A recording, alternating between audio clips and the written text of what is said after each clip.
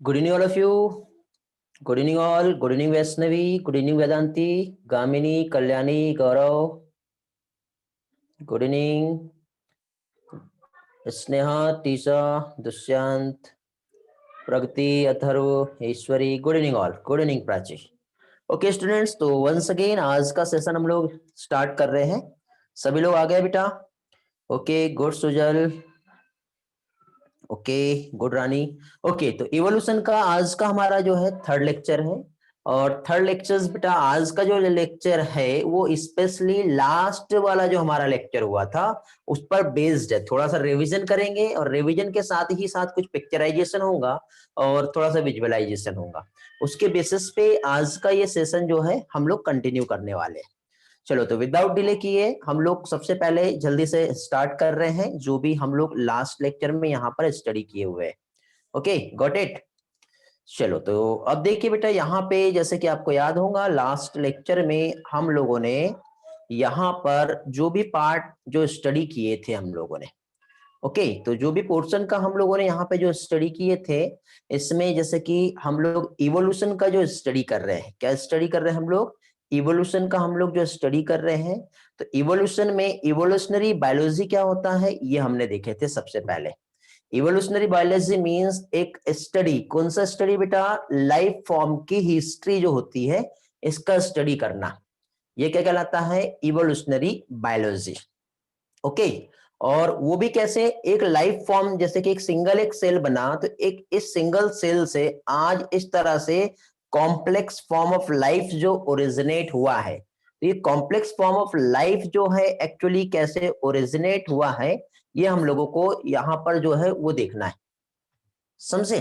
तो इसके लिए हम लोग यहाँ पे जो स्टडी कर रहे हैं वो क्या देख रहे हैं हम लोग यहाँ पर इवोल्यूशन और इवोल्यूशनरी बायोलॉजी क्या होता है ये हम समझ रहे हैं। ओके, तो अब इवोल्यूशनरी बायोलॉजी की यदि हम बात करें तो इसमें पहली चीज तो लाइफ जो है ये कैसे आई है ये हम लोगों ने देखे। लाइफ का ओरिजिनेशन जो है, ओरिजिन ऑफ लाइफ कैसे हुआ है ये देखेंगे। तो यहाँ पे हम लोगों ने ओरिजिन ऑफ लाइफ को स्टडी किए। लाइफ की ओरिजिन जो है उसको समझने के लिए सबसे पहले हमें, क्योंकि लाइफ जो ओरिजिन जो हुआ है, ठीक है, वो कैसे हुआ है? ये ओरिजिनेशन जो हुआ है लाइफ का वो हुआ है कैसे? बताइए जल्दी से। स्क्रीन स्विच नहीं किया? स्क्रीन स्विच कर दिया बेटा मैंने। मैं अभी जो है स्लाइड्स का पोर्शन एक्सप्लेन कर रहा हूं, ठीक है, बोर्ड एक्सप्लेन नहीं किया हूं मैं, बोर्ड नहीं बता रहा हूं, ठीक है। नीचे साइड में आपको थोड़ा छोटा सा डिस्प्ले दे देता हूं मैं। Okay, very good. तो यहाँ पे देखिए लाइफ तो अर्थ पे आएगी ना सबसे पहले, तो अर्थ का ओरिजिनेशन कैसे होगा वो देखेंगे। फिर अर्थ पे जो लाइफ ओरिजिनेट होंगी उससे क्या कहते हैं? प्रोटोबायोजेनेसिस, ये हम देखेंगे। ठीक है, याद आ रहा है? हम लोगों ने ये सब स्टडी कर चुके हैं। Is it clear? Very good. बेटा मैं स्लाइड जो है वो डिस्प्ले किया हूं। ओके, किसी को कुछ प्रॉब्लम तो नहीं आ रहा है? ऑडियो क्लियर है मेरा? स्लाइड दिखाई दे रहा है, विजुअलाइज हो रहा है? ठीक है, डिजिटल पेन यूज कर रहा हूं मैं आज, थोड़ी देर के बाद बोर्ड पे आएंगे अभी। सब ठीक है ना? ओके, चलो, मुझे थोड़ा डाउट हुआ शायद किसी का कुछ तो भी प्रॉब्लम आ रहा था। चलो ओके, तो इसमें बेटा हम लोगों ने जो स्टडी किए थे कि लाइफ जो ओरिजिनेट हुई है, तो लाइफ के ओरिजिनेशन के लिए हम लोगों ने सबसे पहले थ्योरी ऑफ स्पेशल क्रिएशन ये हमने देखे। फिर पेंसपर्मिया थ्योरी हमने देखे, जैसे कॉस्मोजोइक थ्योरी कहते हैं। फिर स्पॉन्टेनियस जनरेशन थ्योरी हमने देखे, जैसे अबायोजेनेसिस या फिर ऑटोजेनेसिस भी कहते हैं, जिसमें नॉन लिविंग थिंग से लाइफ आई ऐसा माना जाता है, ऐसा बताया गया है। फिर इसके बाद थ्योरी ऑफ बायोजेनेसिस ये हम लोगों ने समझे, और बायोजेनेसिस की थ्योरी जो है, जिसमें जो रेड्डी है साइंटिस्ट हमारे, पास्चर है और स्पेलेंजनी, इनके कुछ हम लोगों ने एक्सपेरिमेंट देखे थे यहाँ पर। ओके, जिसमें हम लोगों ने ये देखे कि लाइफ जो ओरिजिनेट हुई है कैसे हुई बेटा? इस एक्सपेरिमेंट के अकॉर्डिंग बताएंगे जल्दी से, लाइफ कैसे ओरिजिनेट हुआ है? Very good. लाइफ जो ओरिजिनेट हुआ है वो प्री एग्जिस्टिंग लाइफ से ही एक न्यू लाइफ जो है ये ओरिजिनेट हुआ है, ये हम लोगों ने यहां पे समझे थे। ओके, और उसके बाद बेटा लास्ट लेक्चर में मींस कल हम लोगों ने यहां पर ओपेरिन एंड हाल्डेन का थ्योरी हमने देखे थे। ओके, ओपेरिन एंड हाल्डेन का जो थ्योरी है मींस केमिकल इवोल्यूशन कैसे हुआ लाइफ का, ये हम लोगों ने यहां पे समझे। तो केमिकल इवोल्यूशन को समझने के लिए बेटा यहाँ पे देखिए थोड़ा सा हम आगे बढ़ते हैं, और केमिकल इवोल्यूशन को समझने के लिए यहाँ पे सबसे पहले आपको ये जो स्ट्रक्चर दिखाई दे रहा है, इस स्ट्रक्चर में हम लोग लाइफ कैसे ओरिजिनेट हुई वो हम समझेंगे। तो देखिए बेटा, हम लोगों ने जो लास्ट लेक्चर में केमिकल इवोल्यूशन का जो स्टडी किए है, क्या चीज, केमिकल इवोल्यूशन ऑफ लाइफ जो हम लोगों ने यहाँ पर स्टडी किए, तो इसमें एक काम करते हैं, एक छोटा सा एक जो है, हम एक टाइम स्केल जो है उसको लेते हुए इसके कंसेप्ट को हम समझेंगे। तो देखिए एक टाइम स्केल जो है इस तरह से यहाँ पे हम जो है आज हमारा जो प्रेजेंट लाइफ जो है मींस न्यू एरा की यदि हम बात करें तो हम लोग यहां पर है बेटा अभी, ठीक है। और यहां से हम एक ऑब्जर्वेशन कर रहे हैं कि पहले का लाइफ जो है वो कैसे रहा होगा। ओके, तो पहले का जो लाइफ यहाँ पे जो रहा होगा, तो मींस हम अपने आप को जो है लाइफ के पहले यदि हम लेके जाए तो 1 million year ago, 2 million year ago, 3 million year ago and 4, ठीक है, मिलियन नहीं बिलियंस में देखेंगे ना। हाँ, तो क्योंकि जो सोलर सिस्टम जो फॉर्म हुआ है, जो ह्यूज ब्लास्ट हुआ था, वो तो 20 बिलियन ईयर एगो हुआ था, समझ रहे हो। तो यहाँ पे देखिए हम इसी के अकॉर्डिंग यहाँ पे हम आज यहाँ पे प्रेजेंट है, तो फिर हम 1 2 3 एंड ये है 4।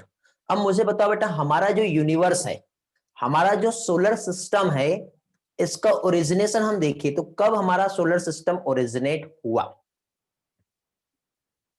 कब हुआ बेटा सोलर सिस्टम, अर्थ जो फॉर्म हुआ, सोलर सिस्टम की बात कर रहा हूं बेटा।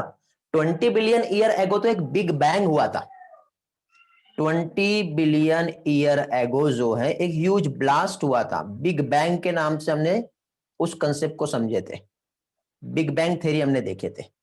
Very good. तो सोलर सिस्टम बेटा कुछ यहां की बात है, near about 4.5 billion year ago, जहां पे इस टाइम पे हमारा अर्थ, हमारा सोलर सिस्टम, इसका फॉर्मेशन हुआ, और सारे जो मॉलिक्यूल्स है मींस एटॉमिक फॉर्म में थे, क्योंकि टेम्परेचर बहुत हाई था, और टेम्परेचर हाई होने की वजह से यहाँ पे डिफरेंट टाइप के वेरियस टाइप के कंपाउंड्स थे, मींस वाटर भी जो था।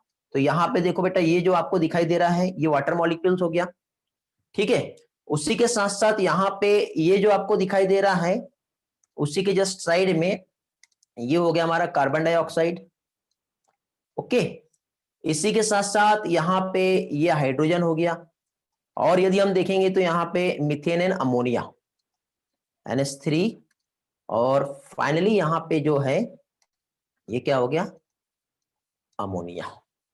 तो इस तरह से डिफरेंट टाइप के कंपाउंड्स जो है बेटा, ठीक, मींस यहाँ पे सबसे पहले जो केमिकल इवोल्यूशन जो हुआ, तो इस केमिकल इवोल्यूशन में हमने ये देखे कि ये जो केमिकल्स थे सबसे पहले इनऑर्गेनिक कंपाउंड्स बने थे, इनऑर्गेनिक कंपाउंड्स के बाद यही इनऑर्गेनिक कंपाउंड जो है आगे चल के पहले तो सिंपल ऑर्गेनिक कंपाउंड, और सिंपल ऑर्गेनिक कंपाउंड के बाद यहाँ पे ये जो कंपोनेंट्स है बेटा, ठीक है, अमाइनो एसिड बना, और अमाइनो एसिड जो है ये आपस में पॉलीमराइज हो करके, ठीक है, क्या फॉर्म किया इसने, इसने फॉर्म किया प्रोटीन।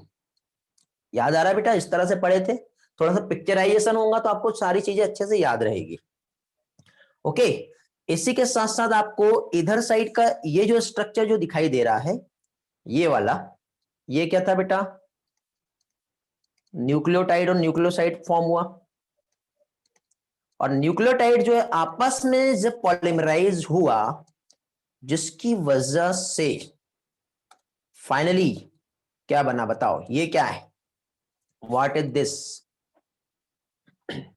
बताइए बेटा। न्यूक्लियोटाइड की बात हो रही है बेटा, न्यूक्लियोटाइड से जो बना, very good, nucleic acid form होगा यहां पर, क्या फॉर्म होगा यहां पर, न्यूक्लिक एसिड फॉर्म होगा, समझे, जिसमें एक कैपेसिटी थी, कैसा था बेटा, सेल्फ रेप्लिकेशन कैपेसिटी थी, सेल्फ रेप्लिकेशन का एबिलिटी थी। और सेल्फ रेप्लिकेशन का एबिलिटी मींस ये क्या होता है, ये होता है फंडामेंटल प्रॉपर्टीज ऑफ लाइफ, यही होता है लाइफ का जो फंडामेंटल प्रॉपर्टीज जो है, रेप्लिकेट करना। तो इस तरह से मॉलिक्यूल्स जो है अपने आप को रेप्लिकेट कर रहे थे। तो ये हम लोगों ने यहाँ पे देखे। तो अब देखिए बेटा, जो सेल्फ रेप्लिकेशन हुआ तो इस तरह से यहाँ पे फर्स्ट लाइफ फॉर्म जो यहाँ पे प्रोड्यूस हुआ, ठीक है, सबसे पहले जो लाइफ आया तो उसके लिए यहाँ पे एक टर्म यूज होता है, ठीक है, जिसे कहते हैं प्रोटोबायोंट। ठीक है, कल मैंने कुछ पार्ट यहाँ पे आप लोगों को समझाया था, अगेन वही पार्ट यहाँ पे मैं समझा रहा हूं आपको। क्या कहते हैं बेटा इसे? प्रोटोबायोंट। तो प्रोटोबायोंट क्या होता है, आज के इस सेशन में सबसे पहले हम लोग प्रोटोबायोंट्स को समझेंगे। ओके, प्रोटोबायोंट्स मींस क्या होता है बेटा? Precursor of cell. जो फर्स्ट सेल जो फॉर्म हुआ है वो कैसा था? तो प्रोटोबायोंट्स को क्या कहते हैं बेटा? प्रिकर्सर ऑफ सेल, यही कहेंगे। हेलो, जिसमें इसके लिए बेटा ओपेरिन और एक साइंटिस्ट है सिडनी फॉक्स, इन्होंने जनरली टू टर्म से इसे रिप्रेजेंट किया है। ठीक है, तो ओपेरिन और सिडनी फॉक्स ने यहां पे जो टर्म रिप्रेजेंट किया है, जिसमें एक जो हमारे ओपेरिन साइंटिस्ट है उन्होंने कोसारवेट टर्म रिप्रेजेंट किया है, और सिडनी फॉक्स जो है उन्होंने इसके लिए टर्म यूज किया है माइक्रोस्फीयर। अब दोनों में डिफरेंस क्या होता है? कभी कभी बेटा स्टूडेंट कंफ्यूज हो जाते हैं, पहले ये क्वेश्चन आया हुआ है इसलिए मैं आपको ये बता रहा हूं। कल ओरली बताया था मैंने, कुछ स्टूडेंट को प्रॉब्लम आई थी, इसलिए मैं आपको ये वाला पार्ट जो है अगेन एक बार रिवाइज करवा रहा हूं। ठीक है, क्या है बेटा? कोसरवेट,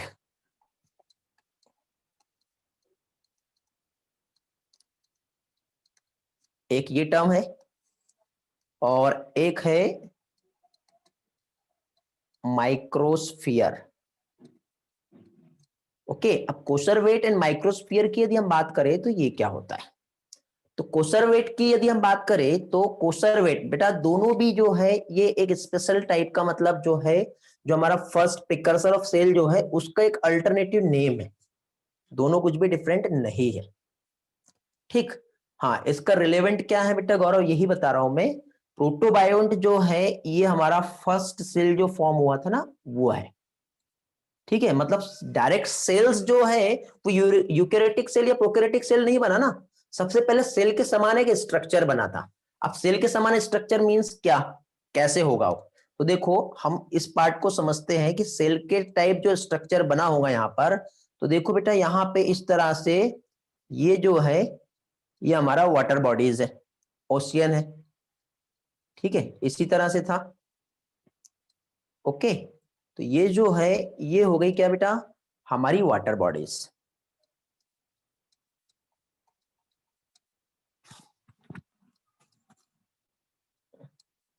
ये हो गया वाटर बॉडी। नहीं, ये प्रोटोप्लाज्म नहीं है, मानो मैं बोल रहा हूं ना, ये वाटर बॉडीज है। अब इस वाटर बॉडीज में एक तो प्रोटीन और साथ ही साथ क्या आएगा बेटा? कार्बोहाइड्रेट्स आएगा। तो अब इस वाटर बॉडीज की यदि हम बात करें तो यहां पर क्या चीज, इस तरह से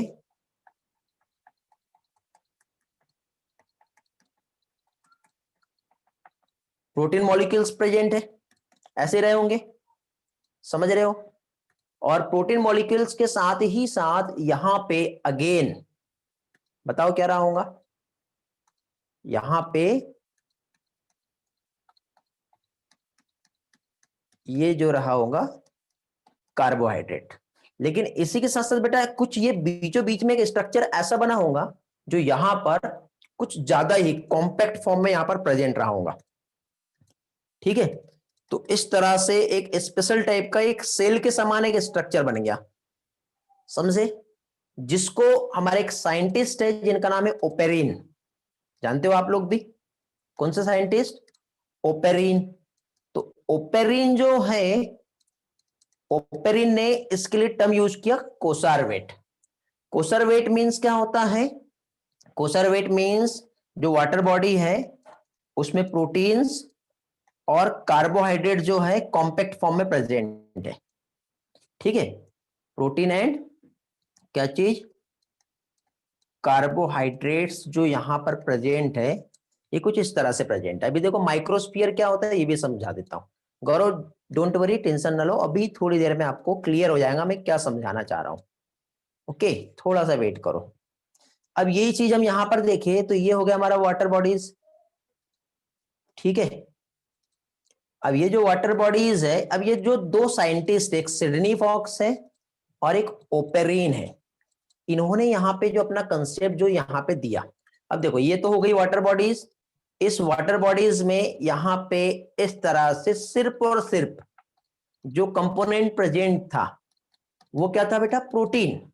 मींस यहाँ पे देखिए हम लोग जो प्रोटोबायोंट जो समझ रहे हैं, प्रोटोबायोंट मींस व्हाट, प्रोटोबायोंट जो है ये एक स्ट्रक्चर है just like as a precursor of cell, मतलब जो फर्स्ट सेल जो फॉर्म हुई है, क्या चीज, फर्स्ट सेल जो फॉर्म हुई है वो कैसी रही होगी या कैसे बनी होंगी। तो ये जो था ये हमारा वाटर बॉडीज है, ओशियन है, ठीक है। अब ये जो वाटर बॉडी की यदि हम बात करें तो इस वाटर बॉडी में यहाँ पे एक तो प्रोटीन और कार्बोहाइड्रेट प्रेजेंट थे। अब प्रोटीन और कार्बोहाइड्रेट जो प्रेजेंट थे तो कुछ जगह ऐसी थी कि वो प्रोटीन और कार्बोहाइड्रेट एक दूसरे के साथ बहुत पास में जब आ गए तो वो थोड़ा सा सेल के समान एक स्ट्रक्चर वहां पे क्रिएट हुआ। मींस उसमें थोड़ी सी लाइफ एक्टिविटी के समान एक स्ट्रक्चर वहां पे देखने को मिला।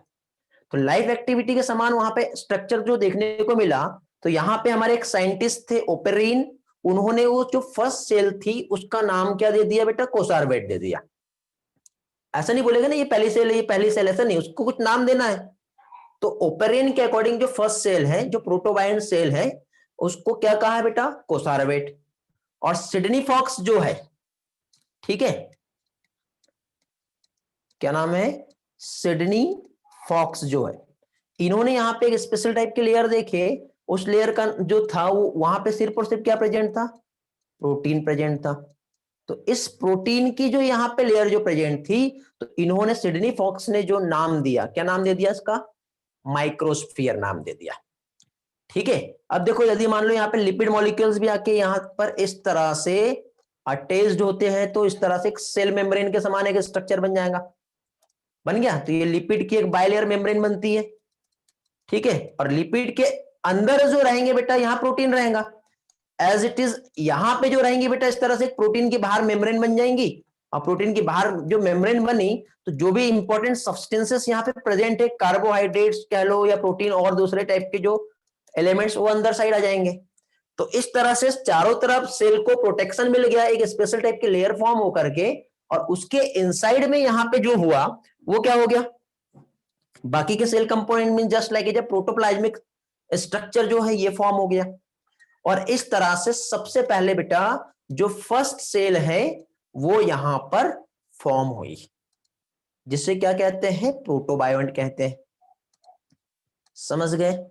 तो ये पार्ट हम लोगों ने यहां पे समझे, ठीक है। अब इस पार्ट में हम लोगों ने ये सारी चीजें जो समझे हैं, तो अब प्रोटोबायोंट जो है बेटा, जो फर्स्ट सेल थी वो कैसी थी, प्रोकैरियोटिक थी, ठीक है। क्या चीज, जो प्रोटोबायोंट जो था, जो कि फर्स्ट सेल था, वो कैसा था, प्रोकैरियोटिक।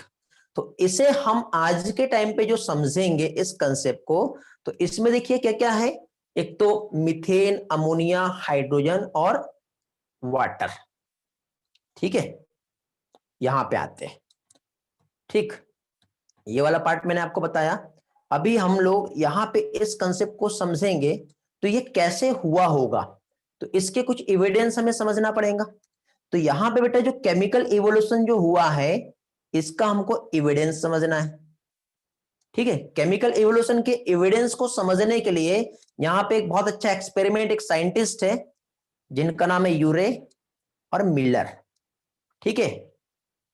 हारोल्ड यूरे और स्टेनले मिलर, इन्होंने एक एक्सपेरिमेंटल डेटा हमें प्रोवाइड किए हैं, ठीक है। एक एक्सपेरिमेंटल प्रूफ जो है यहां पे हमें मिलता है, जो किस चीज को बताता है बेटा, वो ओपेरिन और हार्लेन की थ्योरी को समझाता है। ओपेरिन और हार्लेन की जो थ्योरी है, इन्होंने हमें क्या बताया, केमिकल इवोल्यूशन बताया। केमिकल इवोल्यूशन में क्या बताया, मीथेन थी, अमोनिया था, हाइड्रोजन था और वाटर वेपर्स थी। ये आपस में जब कंपोनेंट्स मिले होंगे तब क्या बना, वहां पर अमाइनो एसिड बना होगा। क्या बना, अमाइनो एसिड बना होगा। और साथ ही साथ यहां पे क्या बना होगा, ग्लूकोज मीन सिंपल शुगर बनी होंगी, बन गई। फिर जब ये आपस में कॉम्पैक्ट हुए होंगे तो इस तरह से यहाँ पे प्रोटीन या फिर पॉलीसेक्राइड्स का फॉर्मेशन हुआ है। फिर प्रोटीन और पॉलीसेक्राइड्स का जब फॉर्मेशन हुआ तो इससे फिर आगे चल के एक सेल बनी। इस सेल को क्या कहा मैंने अभी थोड़ी देर पहले, इस सेल को मैंने यहां पे आपको समझाया, क्या कहते हैं उसे, उसे कहते हैं प्रोटोबायोंट, मींस फर्स्ट सेल या फिर precursor of the cell. Cell के समान एक स्ट्रक्चर यहां पे फॉर्म हुआ है। ठीक है, तो यहां पे अभी हम लोग जो कंसेप्ट समझ रहे हैं, तो अब ये जो केमिकल इवोल्यूशन जो कि ओपेरिन और हाल्डेन ने हमें जो एक्सप्लेन किया, इस केमिकल इवोल्यूशन में बेटा यूरे और मिलर ने एक्सपेरिमेंट किया एंड प्रूफ किया। ठीक है, प्रूफ करके बताया कि कैसे केमिकल इवोल्यूशन हुआ, मतलब जो ओपेरिन और हाल्डेन का जो एक्सपेरिमेंट था, क्या चीज, ओपेरिन और हाल्डेन का जो एक्सपेरिमेंट है उसको यहां पे आज के टाइम पे प्रूफ करके बताया। यूरे जो थे ये प्रोफेसर थे, एक टीचर थे, साइंटिस्ट थे, और मिलर जो है इन्हीं के एक स्टूडेंट थे। ये क्वेश्चन भी एग्जाम में पूछा जाता है। ठीक है, तो ये स्टूडेंट है और ये जो हो गया, ये क्या हो गया बेटा, ये टीचर है। तो ये भी आपको याद रखना है।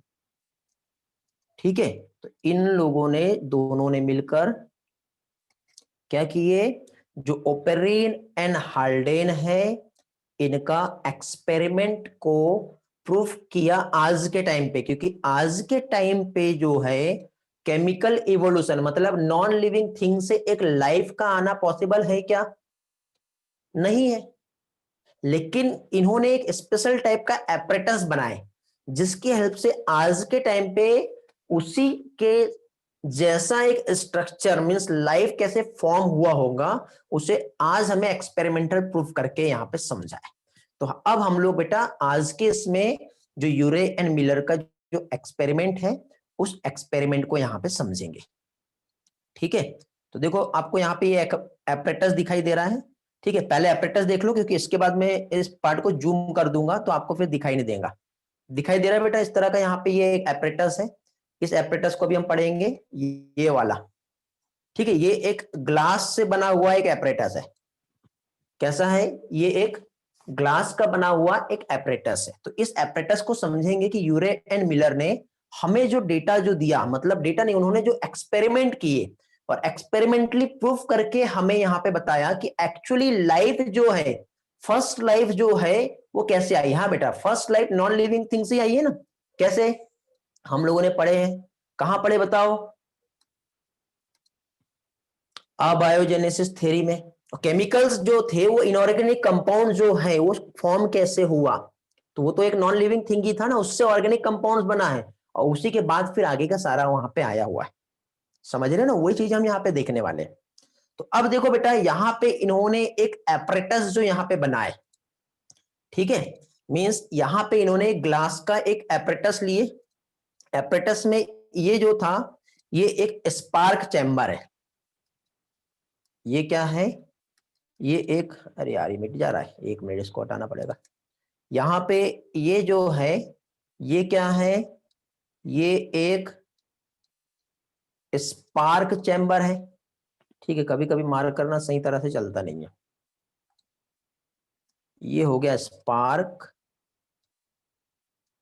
चैम्बर। ओके, अब ये जो स्पार्क चैम्बर यहाँ पे है तो इस स्पार्क चैम्बर में आपको ये जो दिखाई दे रहा है, अब देखो उस टाइम पे देखो स्पार्क चैम्बर मतलब हमको एक प्रिमिटिव एटमॉस्फेयर चाहिए। तो प्रिमिटिव एटमॉस्फेयर के लिए यहाँ पे ये जो है बेटा एक टोटल क्लोज ट्यूब के समान एक ग्लास का बना हुआ है एक आपको चैम्बर दिखाई दे रहा है। और यहाँ पे ये वैक्यूम कंडीशन को क्रिएट करने के लिए जितना भी यहां से ऑक्सीजन है इसको यहां से बाहर निकाल दिया जाएगा। ठीक है, तो यहां से जो होगा, क्या होगा इस जगह से, वैक्यूम्स जो है उस वैक्यूम्स को क्या कर जाएगा, बाहर निकाल दिया जाएगा। समझ रहे हो, तो एक स्पार्क डिस्चार्ज एपरेटस जो है ये यहां पे जो है ये बनाया है। ठीक, अब यहां पे देखो उस टाइम पे जो एनर्जी सोर्स जो था वो एक टेम्परेचर था, थंडरिंग और लाइटनिंग हो रही थी। तो एनर्जी सोर्स के लिए यहां पे जो हमारे जो साइंटिस्ट है, क्या नाम है साइंटिस्ट का, यूरे एंड मिलर, इन्होंने यहां पे 2 इलेक्ट्रोड लिए। ये जो है ये क्या है, 2 इलेक्ट्रोड यहाँ पे इन्होंने लिए। ये इलेक्ट्रोड जो बेटा लिए, तो यहाँ पे देखो ये इलेक्ट्रिक करंट आपको दिख रहा हुआ यहाँ पे अंदर साइड दिखाई दे रहा है। तो ये जो इलेक्ट्रिक करंट आपको यहाँ पे जो दिख रहा है, तो ये इलेक्ट्रिक करंट मींस 75,000 वोल्ट का इलेक्ट्रिक करंट जो है यहाँ पे ये इलेक्ट्रोड मेंटेन कर रहे थे। समझे क्या चीज? 75,000 वोल्ट का जो इलेक्ट्रिक करंट है ये यहां पर क्या है, मेंटेन कर रहे थे।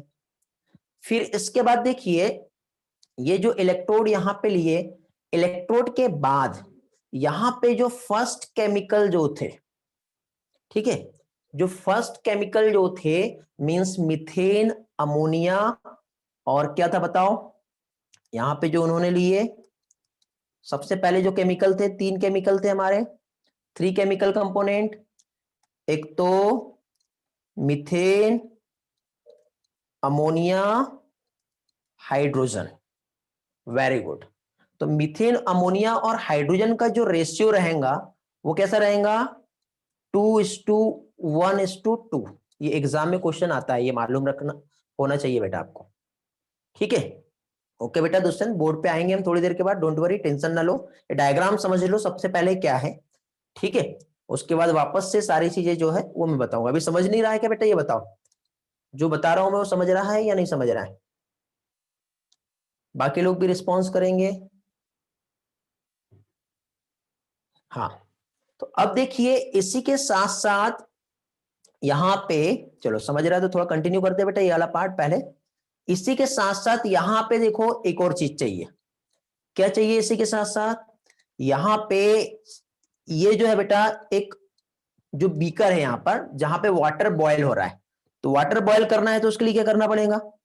वाटर को बॉयल करने के लिए यहां पर इस तरह से हॉट प्लेट या बुनसन बर्नर जो है या जो भी, जो प्रॉपर अमाउंट में यहां पे क्या होगा, हीट देगा।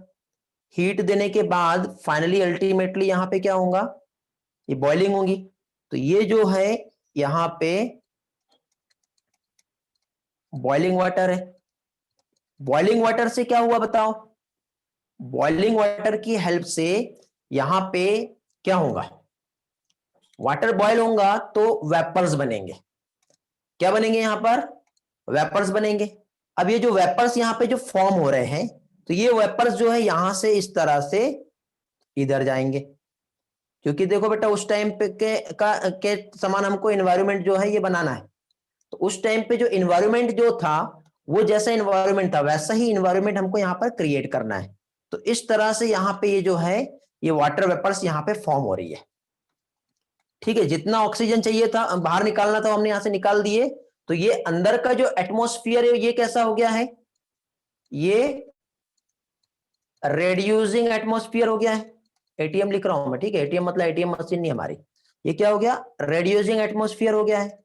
साथ ही साथ यहां पे हमको क्या क्या चीज चाहिए बताओ, कौन कौन से कंपोनेंट चाहिए? यहां पे हम लोगों को एक तो फर्स्टली हमें चाहिए मीथेन।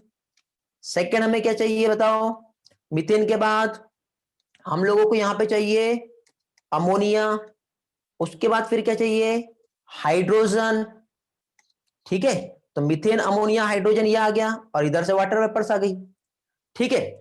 अब यहां पे उस टाइम पे जो टेम्परेचर जो था वो कितना था, टेम्परेचर उस टाइम पे जो टेम्परेचर था वो था कितना, वेरी गुड, 800 से लेकर के 900 डिग्री सेल्सियस टेम्परेचर था।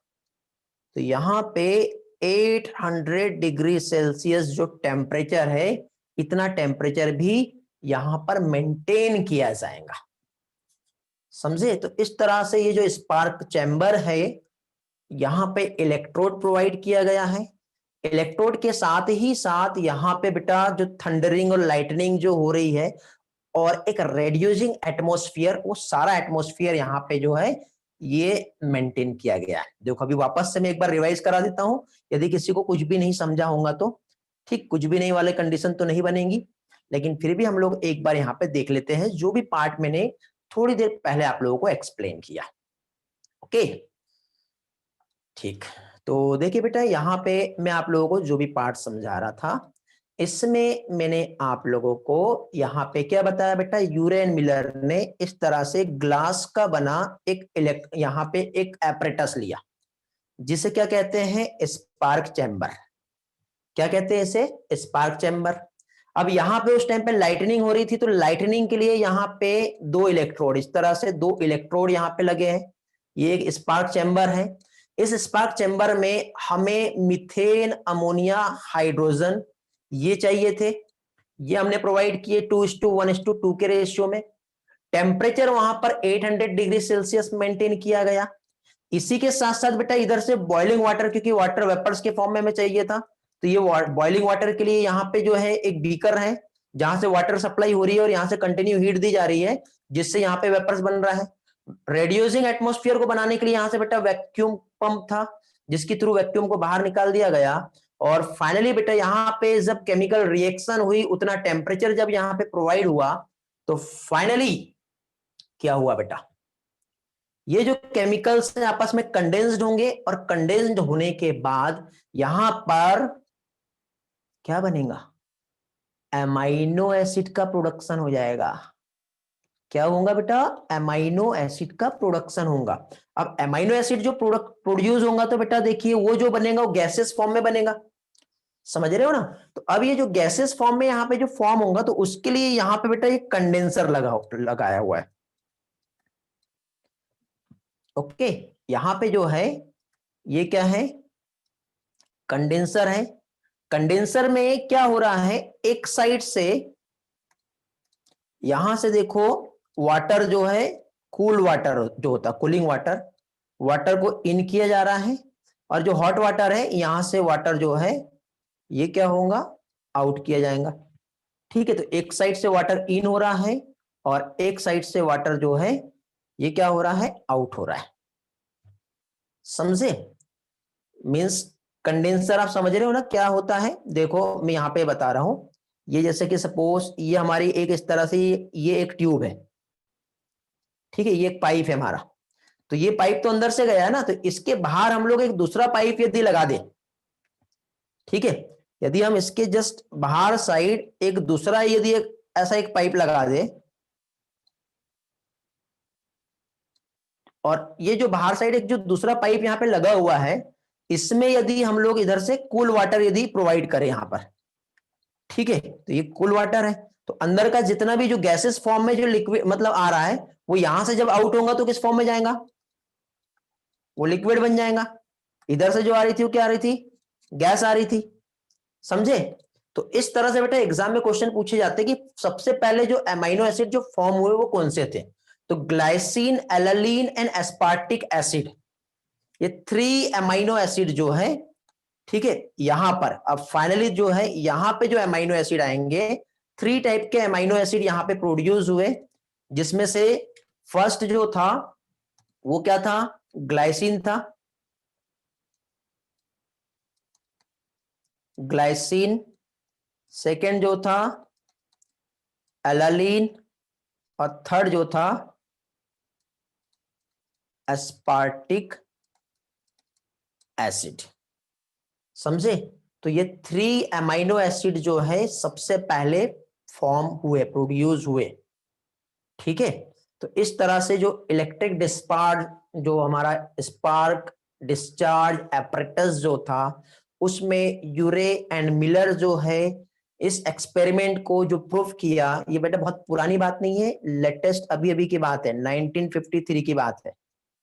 ठीक है, 1953 में एक्सपेरिमेंटली एक डेटा हमें प्रूफ करके दिए यूरे एंड मिलर ने, जिसमें हमें बेटा क्या चीज, एक ऐसा कंडीशन जो है वो बना के दिया, जो ऑलरेडी जब एक फर्स्ट सेल का फॉर्मेशन हो रहा था, ठीक है, वो कैसे हुआ होगा। तो देखो ये जो सिमिलर एक्सपेरिमेंट ने और भी कुछ साइंटिस्ट ने किए, और उन्होंने भी ऑब्जर्वेशन किया कि शुगर, नाइट्रोजन या जो पिगमेंट्स वगैरह हैं या बाकी भी चीजें जो है कंपोनेंट्स, बायोमोलिक्यूल्स कैसे फॉर्म हो रहे हैं।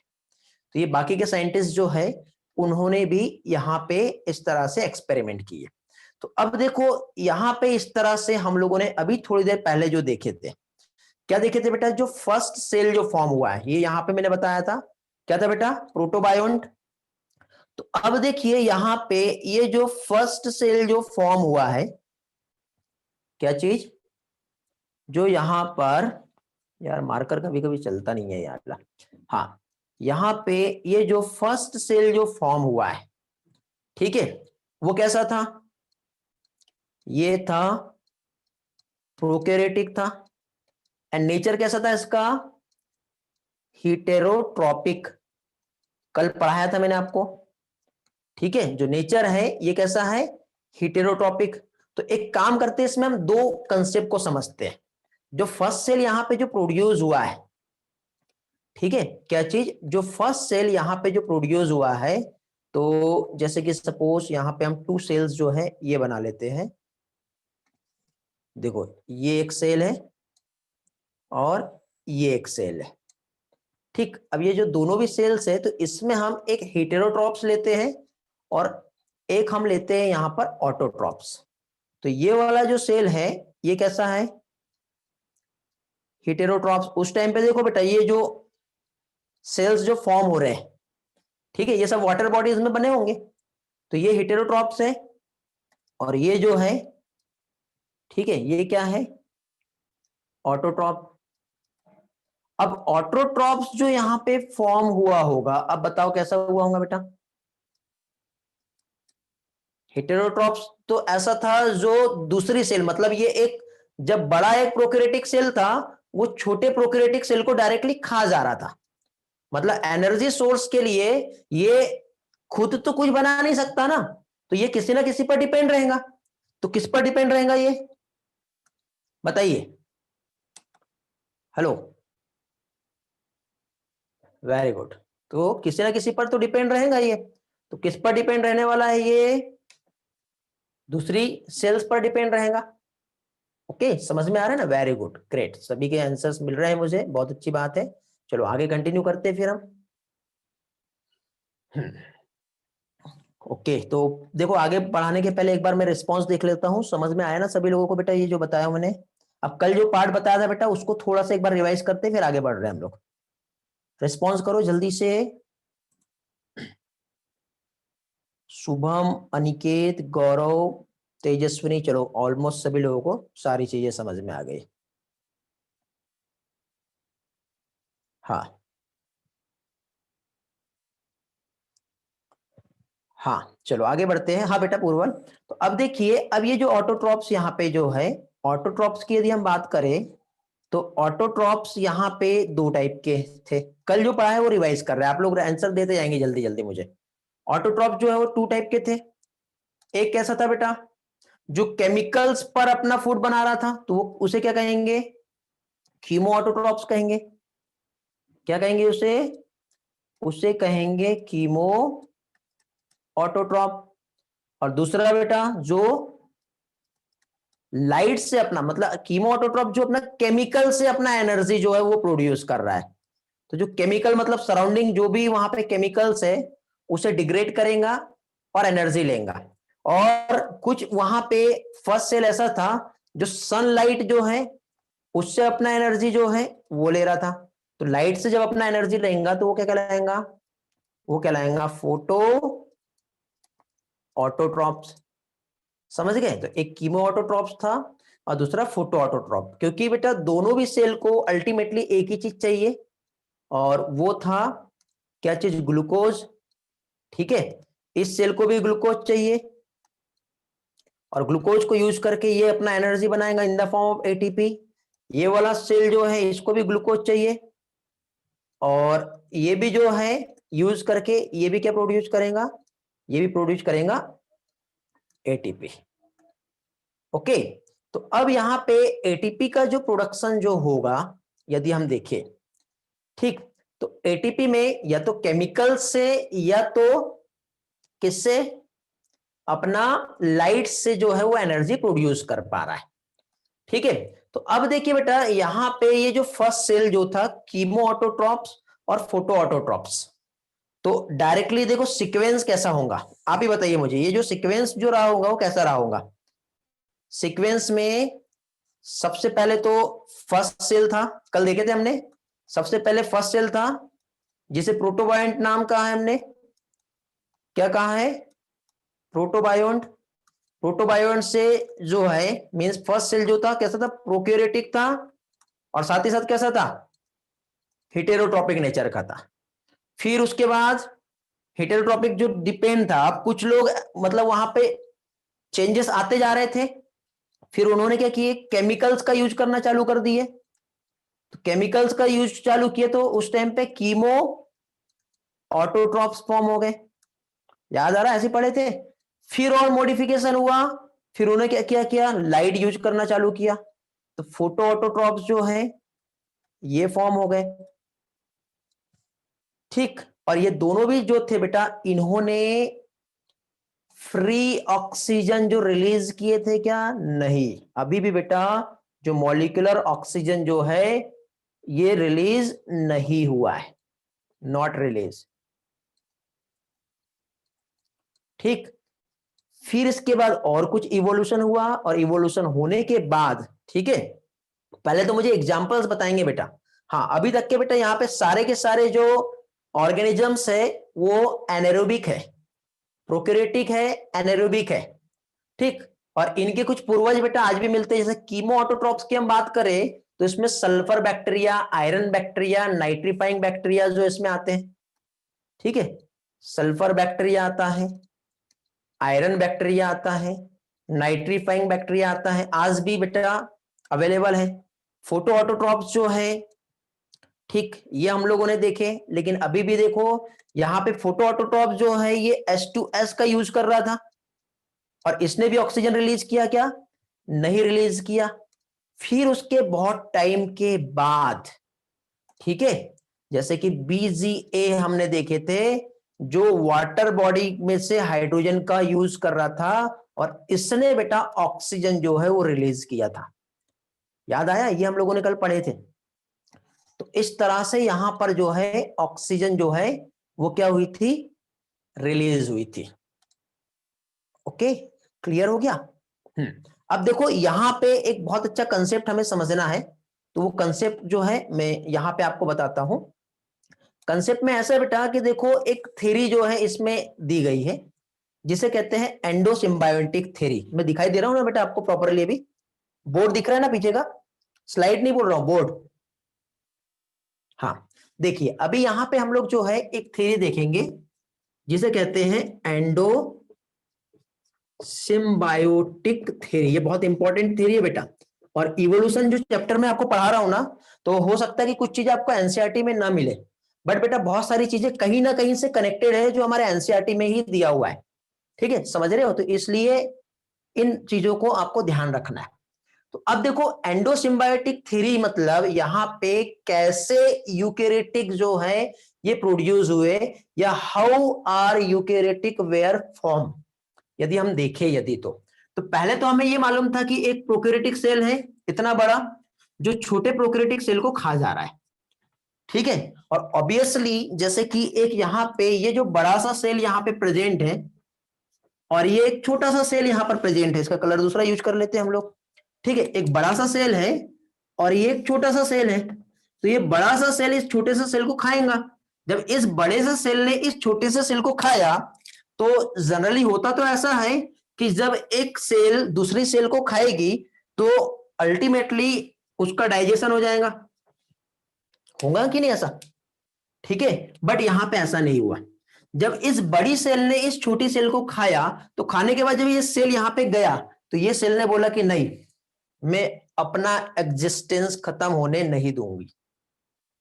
ठीक है, अब उसने ये सोचा कि तूने मुझे, इस बड़ी सेल ने मुझे सिर्फ इसलिए खाया है ना कि तुझे मुझसे एनर्जी चाहिए, तो एक काम करते हैं, तू मुझे डिस्ट्रॉय मत कर, ठीक है, मैं तुझे एनर्जी सोर्स प्रोवाइड करूंगी।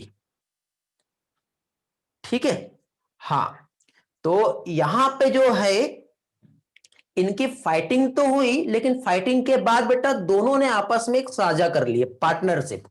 अब पार्टनरशिप में ऐसा हुआ कि इस बड़े सेल के अंदर छोटा सेल रहने लगा, क्योंकि ये भी बहुत परेशान था बाहर, इधर भाग उधर भाग, इससे बच उससे बच, कब तक भागेगा? क्योंकि देखो जब ये वाटर बॉडीज है, इस वाटर बॉडी में मिलियन ऑफ सेल्स है, हर कोई एक दूसरे के दुश्मन बने हैं, बड़ा सेल छोटी सेल को खा रहा है और वही सेल यहाँ के बाजू में जो सराउंडिंग जो सब्सटेंसेस है उसको खा रहे हैं। कुछ लाइट से एनर्जी बना रहा है तो कुछ केमिकल से एनर्जी बना रहा है तो कुछ अलग अलग तरीके से एनर्जी बना रहा है। मतलब सभी को सरवाइव करने के लिए एनर्जी चाहिए थी। समझ रहे हो ना? तब एनर्जी जो है वो कैसे फॉर्म होगा? तो अब ये सेल भी तो बाहर परेशान थी, बाहर रहेंगी तो इसने एक पार्टनरशिप कर ली। इसने ये बोली कि काम कर, मुझे तू अपने में एक शरण दे दे, रहने के लिए एक जगह दे दे, बदले में मैं तुझको एनर्जी का एक जो है मैं खुद मीडियम बन जाती हूं और इस तरह से हम दोनों सरवाइव करेंगे। तो एंडोसिम्बायोटिक थ्योरी यही कहती है बेटा कि जैसे कि फॉर एग्जांपल यहां पे कोई भी जो एक सेल है, ठीक है, एक बड़े सेल ने छोटे सेल को जब खाया तो ये जो छोटा सेल है उसी के अंदर आके रहने लगा और वही एक एनर्जी का सोर्स बन गया। मींस आज के टाइम पे हम लोग यही चीज हम देखें तो हम यूकेरियोटिक सेल में, एनिमल में हम इसे माइटोकॉन्ड्रिया कहते हैं और प्लांट में हम इसे क्लोरोप्लास्ट का नाम देते हैं। क्योंकि आप देखिए इसका खुद का अपना डीएनए है, बड़ा सेल का भी अपना डीएनए होता है, ऐसे छोटी सेल का भी अपना डीएनए है। इसका खुद का अपना एक राइबोसोम है। बैक्टीरिया में कौन सा राइबोसोम होता है? 70S टाइप का, याद है? तो यहां पे भी बेटा माइटोकॉन्ड्रिया क्लोरोप्लास्ट में क्या होता है? 70S टाइप का राइबोसोम प्रेजेंट होता है। समझे? तो यही जो थ्योरी है, इस थ्योरी में ये हमें समझ में आता है कि क्या चीज किस तरह से यहां पे इवोल्यूशन हुआ है। और फाइनली बेटा फर्स्ट सेल से कीमो ऑटोट्रोपिक, फोटो ऑटोट्रोपिक और एक जो यहां पे प्रोकैरियोटिक ऑर्गेनिजम्स बने और कई टाइम के बाद फाइनली यहां पे जो यूकेरियोटिक सेल जो आया है, यूकेरियोटिक सेल का इवोल्यूशन जो है हमें कहां से पता चलता है बेटा? एंडोसिम्बायोटिक थ्योरी जो है, ठीक है, एंडो सिम्बायोटिक थ्योरी जो है, इस थ्योरी से हमें इस चीज का प्रमाण मिलता है कि यूकेरियोटिक इस प्रोकैरियोट से कैसे इवॉल्व हुआ। ठीक है, यूकेरियोटिक सेल जो है इस प्रोकैरियोट से कैसे इवॉल्व हुआ, ये एग्जांपल है बेटा, इसके लिए कोई अलग एग्जांपल की जरूरत नहीं है। ठीक है, अनिकेत समझा, कलश समझा, रुतिका समझा, बाकी लोगों को समझा? कुछ लोगों के मैसेज आए थे, वेरी गुड। तो ये क्या था बेटा? Endo symbiotic theory. ओके, तो अभी हम लोग यहाँ पे जो कंसेप्ट समझ रहे थे, थोड़ा सा छोटे व्यू में आ जाते हैं हम लोग बेटा, जो भी पढ़ रहे थे उसको देख लेते हैं। ठीक है, तो यहाँ पे मैंने आप लोगों को जो भी पार्ट समझा दिया हूं। हाँ, स्लाइड से जाएंगे बेटा तो स्लाइड में क्या होता है, रिवीजन अच्छे से हो जाता है। ये कंसेप्ट हमने देखे, उसी के साथ साथ प्रोटोबायोंट क्या होता है ये समझ लिए, थोड़ा सा मॉलिक्यूल्स को लेके इवोल्यूशन के पार्ट्स देखे, first cell, prokaryotic, eukaryotic, heterotroph, autotroph में क्या डिफरेंस होता है ये हम लोग देख लिए हैं। ओके, हेलो, एक बार जो हम लोग कंसेप्ट समझ रहे थे इस डायग्राम से एक बार रिवाइज कर लेते हैं बेटा। हम लोगों ने जो थोड़ी देर पहले समझे थे तो हमने क्या देखे बेटा? हम लोगों ने यहाँ पे ये देखे कि जो हमारे साइंटिस्ट हैं उन्होंने जो हमें कंसेप्ट जो यहाँ पे बताए हैं, ठीक है, कौन सा कंसेप्ट बताया बेटा? हमें यहाँ पे जो कंसेप्ट दिया है जिसमें ये इस तरह से एक स्पार्क डिस्चार्ज एक एपरेटस है, यहाँ पे इलेक्ट्रोड है, इसके अंदर गैसेस है, एक लार्ज फ्लास्क है, इधर साइड कंडेंसर है, इसमें मिथेन, अमोनिया और वाटर 2:1:2 ये रेशियो आपको याद रखना है। ठीक है, ये रखा, इधर से वाटर जो है एक स्मॉल फ्लास्क जहाँ पे वाटर बॉयल हो रहा है बर्नर की हेल्प से, ये वैक्यूम पंप है जिससे वैक्यूम क्रिएट होंगी, फाइनली यहाँ से वेपर्स बन के यहाँ पे आएंगी और कंडेंसर की हेल्प से जो है जो भी यहाँ पे जो रहेगा वो सब्सटेंस यहाँ पे आएगा। तो यहाँ पे कूलिंग जैकेट है जिसे कंडेंसर कहते हैं और इस तरह से एक स्मॉल वाटर कंटेनिंग सब्सटेंसेस जो है शुगर, ग्लाइसिन, एलालिन, ये जो है यहाँ पे एक ट्रे है छोटा सा, उस ट्रे में आके कलेक्ट हो जाएगा। हाँ बेटा, यूकेरियोटिक सेल जो फॉर्म हुई है वो प्रोकैरियोटिक सेल से ही हुई है। ठीक है, समझ में आ गया? क्लियर हो गया? Okay, great.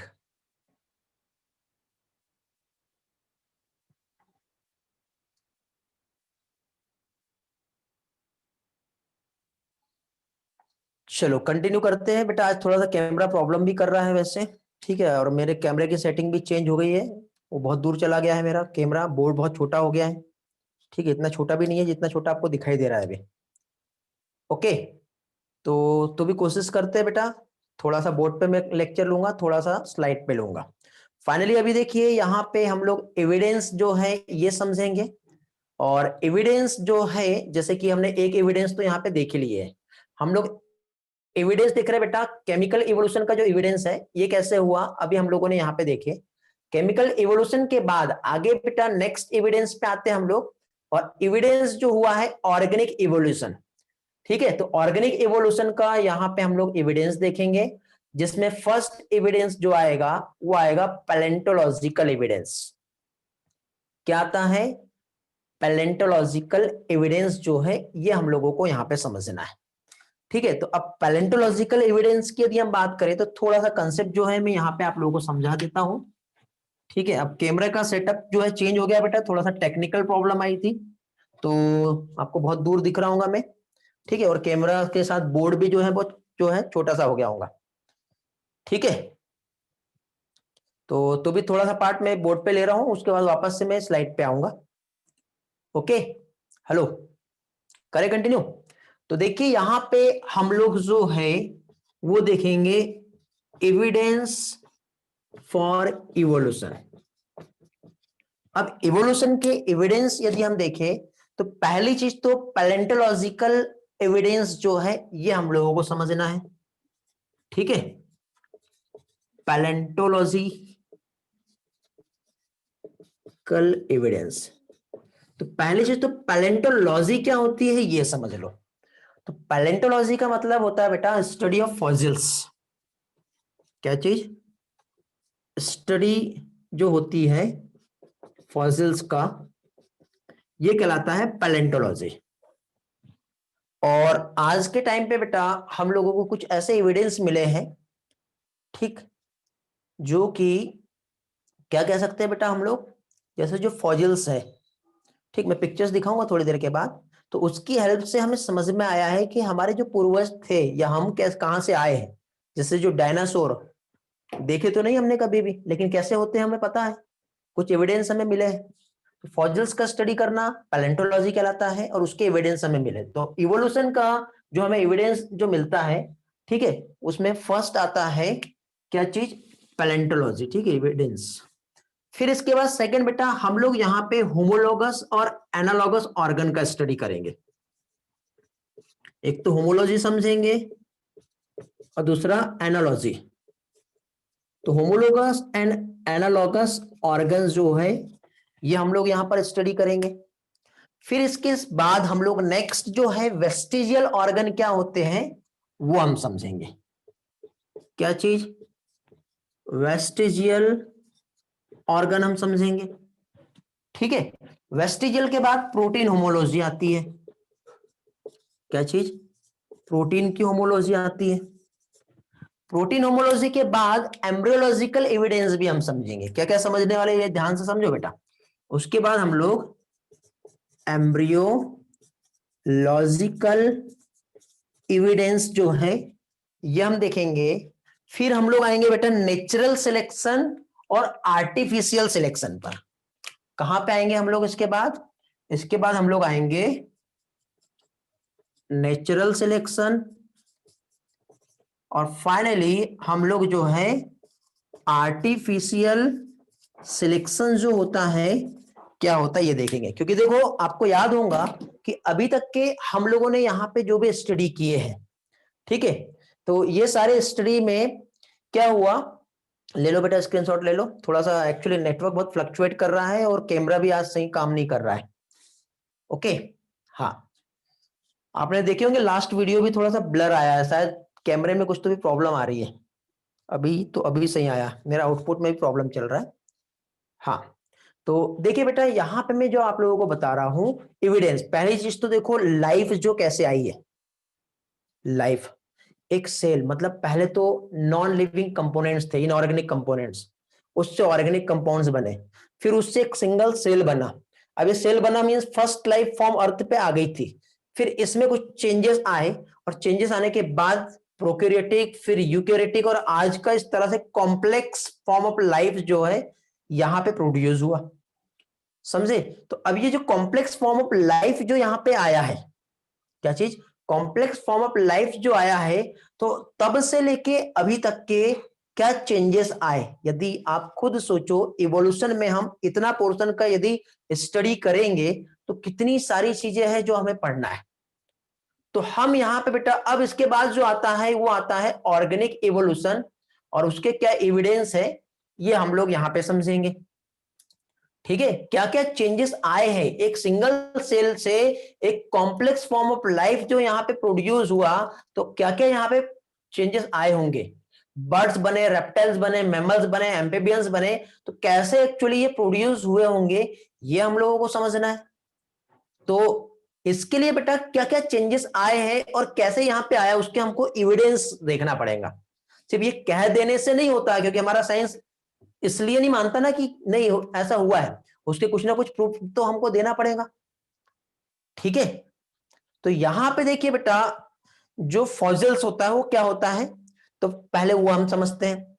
तो फॉसिल्स मींस क्या हो सकता है बेटा, जो रिमेन्स होते हैं, remains of hard part of organisms जो मिलियन ईयर एगो लाइफ थे बट अभी नहीं है, ये फॉसिल्स कहलाता है। ठीक है, रुमिनेंट नहीं बेटा, रिमेन्स बोल रहा हूं मैं। ठीक है, कुछ पार्ट्स जो होते हैं जो पहले थे बट अभी नहीं है, ये वाला पार्ट समझ में आ गया ना। तो इसमें स्टडी ऑफ फॉसिल्स जो होता है वो पैलेंटोलॉजी है, लेकिन क्वेश्चन ये है कि फॉसिल्स क्या होते हैं ये हमें मालूम होना चाहिए। तो फॉसिल्स की यदि हम बात करें तो फॉसिल्स मींस क्या हो गया बेटा, क्या कहेंगे हम, remain of hard part, remain of hard part of organisms.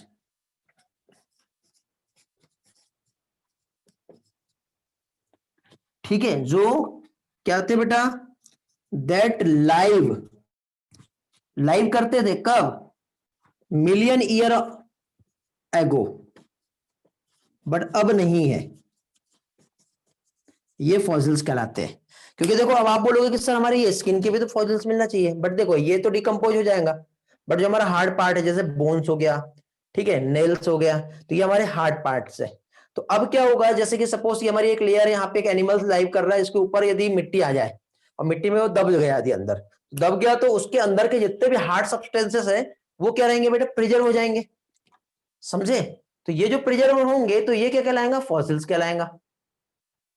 क्या कहलाएगा, ये फॉसिल्स कहलाएगा। ठीक है, तो अब फॉसिल्स में हम लोगों को यहां पे जो समझना है, तो इसमें देखो बेटा ये जो पैलेंटोलॉजिकल एविडेंस है, ये देखो आपको ये जो है फॉसिल्स जो बेटा इस तरह से हमें मिले, दिखाई दे रहा है, ये जो है ये क्या है, ये फॉसिल्स है। ये जो है ये क्या है, ये फॉसिल्स है। ठीक है, ये फॉसिल्स है। अब इसे समझने के लिए हम लोगों को सबसे पहले जियोलॉजिकल टाइम स्केल जो है ये समझना पड़ेगा। क्या देखना पड़ेगा हम लोगों को, जियोलॉजिकल टाइम स्केल, जिसकी हेल्प से हम बहुत सारे कंसेप्ट को समझ पाएंगे। फॉसिल फ्यूल अलग चीज है बेटा, मतलब उनका जो फ्यूल होता है वो फॉसिल फ्यूल कहलाता है। ठीक है, ओके। हाँ बहुत बड़े होते हैं, ये पिक्चर्स दिखाया ना बेटा बेटा मैंने सुबह। अब देखो यहाँ पे हम लोग अभी ये जो फॉसिल्स जो है इसका हम लोग स्टडी कर रहे हैं। तो फॉसिल्स में पहली चीज तो यदि हम यहाँ पर देखें तो देखो एक तो इओन आता है, ये तो हम लोगों को पढ़ना नहीं है, ये आप भूल जाओ। हमें पढ़ना है एरा, उसके बाद पीरियड, उसमें कुछ एज आती है, इसी के साथ साथ इसमें एक और चीज आती है जिसे इपोक कहते हैं। जैसे कि फॉर एग्जांपल हमारे अर्थ पे जो लाइफ आई है, ठीक है, उसको हमें समझना है, तो उसको सबसे पहले तो ऐसे टोटल 6 डिफरेंट एरा में डिवाइड किया गया है। क्या चीज, 6 डिफरेंट एरा में डिवाइड किया। तो एरा में देखो यहां पे आपको दिखाई दे रहा है, ठीक, ये तो जो है ये होता ही नहीं है, मतलब जब नहीं था तब की बात है। लेकिन उसके बाद से यदि हम देखें, ठीक है, उसके बाद से यदि हम देखें, क्या हो गया यार ये, जस्ट वेट, हाँ कभी कभी ना माउस जो है काम नहीं करता है। टच पेन का गलत की क्लिक हो गया है लगता है, ये कैसे जाएगा?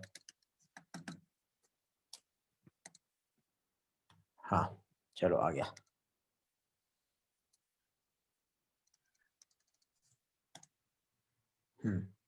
तो यहां पे देखिए जो एरा है, एरा कौन कौन सा दिखाई दे रहा है बेटा आप लोगों को? पहली चीज तो हमें यहाँ पे जो दिख रहा है प्रोटेरोजोइक, ठीक है। फर्स्टली हमें जो दिखाई दे रहा है, क्या दिख रहा है? प्रोटेरोजोइक दिख रहा है। तो हम बात करेंगे कहां से बेटा? देखो 4.5 मिलियन ईयर एगो, यहाँ पे कोई लाइफ फॉर्म नहीं है, इधर दिखाई दे रहा है। फिर धीरे धीरे धीरे धीरे लाइफ जो है बनते जा रही है, तो यहाँ पे जो मॉडिफिकेशन और डेवलपमेंट होते जा रहा है। तो प्रोटेरोजोइक एरा है सबसे पहले वाला, फिर पैलियोजोइक आता है, उसके बाद मीजोजोइक आता है, और फिर आता है सीनोजोइक। सीक्वेंस यही आता है, एग्जाम में पूछे जाते हैं, ये आपको याद रखना है। तो देखो बेटा यहाँ पे इसके कुछ पीरियड्स हैं। पीरियड्स में देखो कैम्ब्रियन दिख रहा है आपको, डेवोनियन है, कार्बोनिफेरस है, परमियन है, दिखाई दे रहा है बेटा, जुरासिक, क्रिटेशियस, ये सब पढ़े हो आप लोगों ने। ओके, तो इसमें देखिए बेटा ये जो गोल्डन एज ऑफ डायनासोर जो है, जुरासिक पीरियड जो होता है ये क्या कहलाता है? गोल्डन एज ऑफ डायनासोर कहलाता है, ठीक है। कार्बोनिफेरस यदि हम देखें तो कार्बोनिफेरस जो होता है ये क्या है? गोल्डन एज ऑफ एम्फीबियंस है। और डेवोनियन की हम बात करें तो ये होती है बेटा गोल्डन एज ऑफ फिश, मतलब फिश जो आए, ठीक है, एकदम से तो नहीं आया ना, पहले तो एक सिंगल सेल रहा होगा, फिर सिंगल सेल जो कि पानी में रहते थे मॉडिफाई होते होते सबसे पहले फिश बने होंगे, ठीक है। फिश आई होंगी, फिश के बाद फिर एम्फीबियंस आए होंगे, उसके बाद रेप्टाइल्स आया होगा। समझ में आ रहा है? तो इस तरह से यहां पे जो है इन ऑर्गेनिजम्स का डेवलपमेंट हुआ। तो वर्टिब्रेट्स की भी हम बात करें तो जैसे कि फॉर एग्जांपल फिश, फिश के बाद फिर क्या आया? एम्फीबियंस, उससे डेवलप हुए होंगे। और एम्फीबियन के बाद फिर हम देखें तो फिर आया होगा रेप्टाइल्स। क्या आया होगा? रेप्टाइल। और इसी रेप्टाइल से फिर एक साइड बर्ड्स बने होंगे और दूसरे साइड फिर मैमल्स बने होंगे। तो इस रेप्टाइल से जो है बर्ड्स, और इसी रेप्टाइल से क्या चीज? मैमल्स का जो है डेवलपमेंट हुआ है। ओके, हाँ बेटा 6 है गौरव, डोंट वरी, टेंशन ना लो, ठीक। जो इंपॉर्टेंट है वो मैंने बताया, ठीक। बाकी इसको हम अलग से डिटेल में समझेंगे, ये वाला जो साइकिल है। ओके, यार लेक्चर बोर लग रहा है कि यार कुछ स्टूडेंट गायब हो गए आज, 10 स्टूडेंट लेफ्ट कर गए। मजा नहीं आ रहा क्या बेटा क्लास में आज? हेलो, अब वैसे तो इवोल्यूशन है, पहले बोर होता है, मैं कोशिश कर रहा हूं कि आपको बहुत अच्छे से सारा डेटा जो है प्रोवाइड करूं। मजा आ रहा है? चलो ठीक है, समझना इंपॉर्टेंट है, ठीक। ओके, तो अब देखिए यहां पे हम लोगों ने जो कंसेप्ट समझे, तो इसमें फिश, उससे एम्फीबियंस, फिर रेप्टाइल्स, फिर बर्ड्स, और फाइनली जो है लास्ट में जो आया, क्या आया? मैमल्स आया, ठीक है। तो अब हम लोगों को यहाँ पे जो एविडेंस जो मिलेंगे यदि हम देखें, ठीक है, तो एविडेंस जो मिलेंगे हमें, तो हमें क्या समझ में आएगा कि कैसे क्या हुआ होगा, कैसे समझेंगे हम। तो इसके लिए देखिए बेटा क्या कह सकते हैं हम लोग, कुछ जो है, क्या बोल रहे हो बेटा? कुछ मैसेज दिख रहा है, टेबल नहीं समझा, ठीक है टेबल समझा देता हूं बेटा, ईश्वरी को नहीं समझा, हाँ टेबल समझा देता हूं। देखिए बेटा ये जो टेबल है, ये टेबल जो है बायोजियोलॉजिकल टाइम स्केल है। क्या है बेटा? ये बायोजियोलॉजिकल टाइम स्केल है। और बायोजियोलॉजिकल टाइम स्केल जो है ये किस चीज को बता रहा है बेटा? बायोजियोलॉजिकल टाइम स्केल लाइफ जो स्टार्ट हुई थी, कब हुई थी बेटा? 4.5 बिलियन ईयर एगो, मतलब 4550 मिलियन ईयर एगो। तब मतलब कोई भी लाइफ नहीं था, ये हमारा अर्थ का फॉर्मेशन हुआ था। फिर उसके बाद जब लाइफ आया, तो लाइफ तब से लेके अभी तक के इसको हम देखें तो इसको कुछ एरा में डिवाइड किया है, और उसी एरा को कुछ पीरियड में डिवाइड किया है, और उस पीरियड को किस तरह से यहाँ पे एज आई है, इस एज को यहाँ पे बताया हुआ है। तो पीरियड, एरा, ठीक है, तो यहाँ पे देखिए जो पहले तो एरा हम देखें तो उसमें प्रोटेरोजोइक आता है, पैलियोजोइक एरा आता है, मीजोजोइक एरा आता है और सिनोजोइक एरा आता है। ठीक है, अब इसमें देखो ये जो पैलियोजोइक जो एरा है इसमें आप लोगों को कुछ पीरियड्स दिखाई दे रहे हैं। ठीक है, कैम्ब्रियन है, ऑर्डोविशियन है, सिल्यूरियन है, डेवोनियन है, कार्बोनिफेरस और पर्मियन दिखाई दे रहा है। इसी के साथ साथ फिर मीजोजोइक एरा में Triassic, Jurassic, Cretaceous, Jurassic park movie देखे होंगे आपने डायनासोर की। तो डायनासोर जो एग्जिस्ट हुआ है, डायनासोर का एज जो होता है वो कब देखा गया डायनासोर, तो जुरासिक पीरियड में देखा गया है। जुरासिक पीरियड कौन से एरा में आता है, तो मीजोजोइक एरा में आता है। ये जो मीजोजोइक एरा जो है तो ये कौन से ईयर में यहां पे आता है, तो ये ईयर दिए हुए हैं, कितने बिलियन या मिलियन ईयर एगो की बात है। इस तरह से यहां पे जो है ये एक जो क्या कह सकते हैं,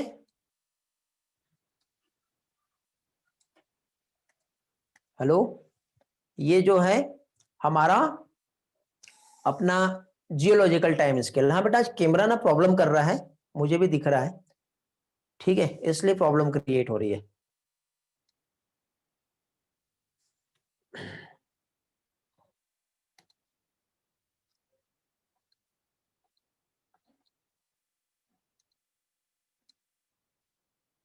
कैमरा बंद ही कर देते फिलहाल। चलो ओके। हाँ, इपोक जो है देखो, ये जो पीरियड है इसको और छोटी कैटेगरी में डिवाइड करना है तो उससे क्या कहते हैं, इपोक कहते हैं। ठीक है, तो यहां पे देखो क्या हो गया, सबसे पहले तो देखो एरा आएगा, एरा को उसकी सब कैटेगरी में डिवाइड किया तो क्या आ जाएगा, पीरियड आ जाएगा, और पीरियड को और उसके सब कैटेगरी में जब डिवाइड करेंगे तो वो इपोक आता है। ठीक है, ये पढ़ेंगे हम लोग, ये टेबल को हम डिटेल में बाद में पढ़ने वाले, डोंट वरी, टेंशन ना लो। सिर्फ मैं आपको जनरल सा कंसेप्ट समझाना चाह रहा था, जो हम लोग एविडेंस जो आज देख रहे हैं ना, तो उसका हम पार्ट जो है वो समझ रहे हैं। प्राची बेटा कहां से रिपीट करना है बताओ। टेबल बेटा बहुत इजी है, डोंट वरी, टेंशन ना लो, मैं ट्रिक की हेल्प से आपको रिवाइज कराऊंगा, याद कराऊंगा, हो जाएगा। देखो यहाँ पे जैसे कि फॉर एग्जांपल इसका हम ट्रिक बना सकते हैं, जैसे please pay my children. Please मतलब प्रोटेरोजोइक, पे मतलब पैलियोजोइक, माय मतलब Mesozoic, children means Cenozoic. Trick बनेगी बेटा, ठीक है, ट्रिक की हेल्प से हम याद कर लेंगे, डोंट वरी, टेंशन ना लो। ठीक, हाँ, डायनासोर वाली एज के बाद जो है सारे एनिमल्स जो है खत्म हो गए। ठीक है, नहीं बेटा, फिर से सिंगल सेल स्टार्ट नहीं होगा क्योंकि सेल कंप्लीटली इवॉल्व हो गई है। ठीक है, कुछ बच्चे जो बच्चे वो आगे चल के मॉडिफाई होके डेवलप होके कुछ और अलग आया, अलग अलग तरह का वहां पे डाइवर्सिफिकेशन हुआ है, एडाप्टिव रेडिएशन आया है, नेचुरल सिलेक्शन आया है। ठीक है, फिश बने, फिश से कुछ जो पानी में रह रहे थे सारे पहले, कुछ पानी के बाहर निकले, तब जाके वो एम्फीबियंस बने। ठीक है बेटा, मैमल्स वाले जो बात देखिए ना, ये इधर हमारा जो सीनोजोइक एरा है, टर्सरी और क्वाटरनरी पीरियड जो है, इसके कुछ इपोक आएंगे, जो हम इपोक पढ़ेंगे उसमें आएगा। ठीक है, सारा आपको ये जो जियोलॉजिकल टाइम स्केल अभी समझाऊंगा तो आप कंफ्यूज हो जाओगे, स्टेप बाय स्टेप हम चलेंगे। ठीक है, तो सारी चीजें आपको समझ में आ जाएगी, इसलिए मैं आपको अभी ये सारा पार्ट जो है ज्यादा डिटेल में नहीं बता रहा हूं। ठीक है, अभी किसी के कुछ मैसेज आए होंगे तो मुझे एक बार रिस्पॉन्स कर दो, क्योंकि चैट बहुत ऊपर चले गए हैं। ठीक है, और किसी का यदि जो है यदि नहीं समझा होगा तो आपको समझ में आ जाएगा।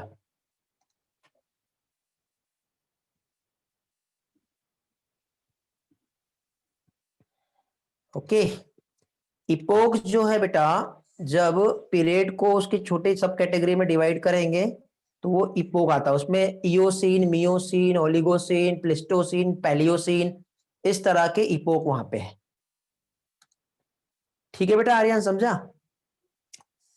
डोंट वरी, टेंशन ना लो, समझाऊंगा मैं, अभी मैं ज्यादा डिटेल में कुछ भी नहीं बता रहा हूं आप लोगों को। फॉसिल्स की हम बात कर रहे थे अभी। अब देखो यहाँ पे मैं आपको ये जो समझा रहा था, तो इसमें देखिए जैसे कि फॉर एग्जांपल फिश, कुछ एनिमल जब डेवलप हुए तो डेवलप होने के बाद कुछ कैरेक्टर उसके फिश के समान थे, कुछ कैरेक्टर उसके एम्फीबियन के समान थे। तो इसको कहते हैं कनेक्टिंग लिंक। क्या कहते हैं इसे? इसे कहते हैं कनेक्टिंग लिंक। अब कनेक्टिंग लिंक की हम बात करें तो कनेक्टिंग लिंक में देखो बेटा, ये जो है ये फीस है बेटा, ये फीस और एम्फीबियन के बीच का कनेक्टिंग लिंक है। ठीक है, क्या है ये? सियोकैंथ जो है ये एक्चुअली ये एक फीस है, और ये जो फीस है ये कनेक्टिंग लिंक है। ठीक है, ऐसे बेटा रेप्टाइल्स और बर्ड के बीच में आता है, तो रेप्टाइल और बर्ड के बीच में कनेक्टिंग लिंक। अब कनेक्टिंग लिंक जो है वो फॉसिल्स बन गए, ठीक है, जो पहले थे बट अब नहीं है, मिस हो गए, तो उसके लिए यहां पे टर्म यूज होता है मिसिंग लिंक। क्या यूज होता है? Missing link. तो हम लोगों को अभी यहां पे मिसिंग लिंक क्या होता है ये समझना है। तो मिसिंग लिंक में देखो, मैं आपको यहां पे एक एग्जांपल्स जो है ये बता रहा हूं। ठीक है, ये कुछ फॉसिल्स है। ठीक, तो मिसिंग लिंक में देखो एक एग्जांपल है आर्कियोप्टेरिक्स का। क्या चीज? ये देखो, ये आपको दिखाई दे रहा है बेटा, आर्कियोप्टेरिक्स। आर्कियोप्टेरिक्स जो है बेटा ये मिसिंग लिंक है बिटवीन रेप्टाइल्स एंड बर्ड्स। ठीक है, क्या है ये? रेप्टाइल और बर्ड का जो है ये क्या है? मिसिंग लिंक है। ये कुछ इस तरह से दिखाई देता था। ठीक, बट इसके कुछ कैरेक्टर जो है रेप्टाइल के समान थे। देखो हमको जो फॉसिल्स मिला कुछ इस तरह से फॉसिल्स मिले बेटा, दिखाई दे रहा है? ये ऐसा मिट्टी में ऐसा दबा हुआ, इसके जो ये जो सारे पार्ट जो है ये फॉसिल्स हमें कुछ इस तरह से यहाँ पे जो है ये मिला है। तो ये किसका फॉसिल्स है बेटा? ये आर्कियोप्टेरिक्स का है। तो आर्कियोप्टेरिक्स जो है बेटा इसके कुछ कैरेक्टर बर्ड के समान थे, और कुछ कैरेक्टर जो थे वो रेप्टाइल के समान थे। ये देखो, ये इस तरह से दिखाई दे रहा है आपको। ठीक है, तो यहां पे जो कैरेक्टर्स है वो किस तरह से थे वो हम देख लेते हैं अभी पहले तो। ओके, तो हम जो है बेटा आर्कियोप्टेरिक्स जो है ये देख रहे हैं। तो ये जो आर्कियोप्टेरिक्स है कुछ कैरेक्टर इसके जो है कैसे बर्ड्स के समान रहेंगे, और कुछ कैरेक्टर जो है वो रहेंगे रेप्टाइल के समान। अब देखो, यदि आप देखो तो ये जो है, इसको छोड़ो, यहां पे डायग्राम में देखो, इसमें आप देखोगे तो पहली चीज तो बर्ड के समान इसमें आपको ये बीक दिख रहा है। ठीक है, और साथ ही साथ बीक जो है, बर्ड में बीक प्रेजेंट है, तो ये बर्ड के समान एक कैरेक्टर जो हो गया, क्या हो गया इसका? बीक। लेकिन बर्ड में आपको मालूम है टीथ नहीं होते, तो इसमें टीथ भी प्रेजेंट था। तो टीथ जो थे वो किसके कैरेक्टर थे? वो रेप्टाइल के कैरेक्टर थे। तो इसमें जो है टीथ भी था और साथ ही साथ बीक भी प्रेजेंट थे। समझे? उसी के साथ साथ यदि हम देखें तो इसमें विंग्स भी था। क्या था? विंग्स भी थे। लेकिन विंग्स के साथ ही साथ देखो, ये जो विंग्स है इसमें क्लॉ भी देखने को मिल रहे थे। ठीक है, जो यहां पे हम लोगों को जो डेटा मिला, तो इसमें देखो बिग भी दिखा, उसके साथ साथ यहाँ पे विंग्स थे, विंग्स के साथ ही साथ उसमें ये इस तरह से क्लॉ, ठीक है, फिंगर के समान जो स्ट्रक्चर है। तो विंग्स तो जो कैरेक्टर हो गया किसका हो गया? बर्ड्स का कैरेक्टर हो गया। लेकिन उसमें यदि हम देखें तो क्या चीज बेटा? फिंगर विथ क्लॉज जो है वो किसका कैरेक्टर हो गया? रेप्टाइल का कैरेक्टर हो गया। फिंगर विथ क्लॉ यदि हम देखें तो ये कैरेक्टर जो हो गया वो किसका हो गया? रेप्टाइल का कैरेक्टर हो गया। ठीक है, इसमें फीदर जो दिखाई दे रहा है, तो फीदर जो है ये बर्ड का कैरेक्टर हो गया। ठीक है, फीदर जो है वो बर्ड में होता है। ठीक है, और साथ ही साथ जो स्केलेटल सिस्टम जो था वो रेप्टाइल्स के समान था। स्केलेटन सिस्टम जो था वो किसके समान था? रेप्टाइल्स के समान था। तो इस तरह से यहां पे जो है ये क्या है? ये था मिसिंग लिंक। आर्कियोप्टेरिक्स जो है ये क्या है? मिसिंग लिंक है, जिसके फॉसिल्स हमें मिले हैं। ठीक है, और ये जो फॉसिल्स हमें जो मिले हैं, ठीक है, ये जो है ये एक हमारा पैलेंटोलॉजिकल एविडेंस में आता है। किस में आता है? ये हमारे हमारे मिसिंग लिंक में आता है। ओके, समझ रहे हो बेटा? यहां तक के क्लियर हुआ क्या? बाकी नेक्स्ट लेक्चर में हम यही वाला पार्ट जो है थोड़ा सा रिवाइज करते हुए आगे कंटिन्यू करेंगे। मींस पैलेंटोलॉजिकल एविडेंस, उसके बाद एम्ब्रियोलॉजिकल एविडेंस, मॉलिक्यूलर एविडेंस, ये सारा पार्ट जो है हम लोग नेक्स्ट लेक्चर में जानेंगे कि कैसे एक्चुअली जो एक कॉम्प्लेक्स फॉर्म आया है तो उसका जो है कंसेप्ट जो है क्या है। मिसिंग लिंक जो है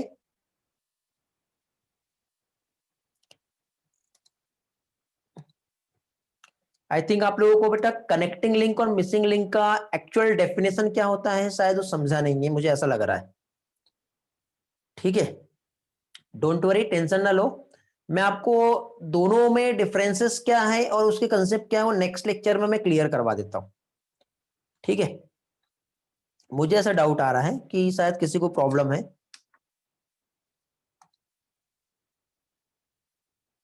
हाँ, और कनेक्टिंग लिंक के कुछ ट्रिक है बेटा, कुछ एग्जांपल से वो भी हम लोग देखेंगे।